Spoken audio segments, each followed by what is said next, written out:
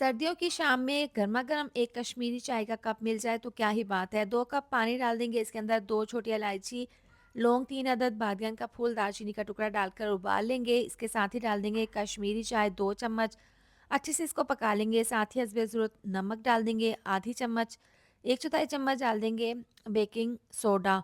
अच्छे से मिक्स कर लेंगे, इससे बहुत जल्दी ये कहवा बन जाएगा। इसको पका लेंगे, थोड़ी देर के बाद इससे बहुत ही अच्छा सा कलर आ जाएगा, छान लेंगे।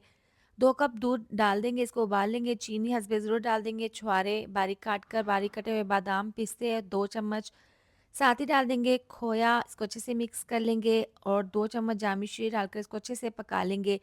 जब अच्छे से ये पक जाएगा तो इसके अंदर डाल देंगे कहवा, ये डालकर इसको मिक्स कर लेंगे। देखिए बहुत ही अच्छा सा कलर आ गया है कश्मीरी चाय का, बहुत ही क्रीमी सी ये मज़ेदार सी कश्मीरी चाय तैयार है। इसको इस तरह से बारीक कटे हुए बादाम, पिस्ते डालकर गार्निश कर लेंगे।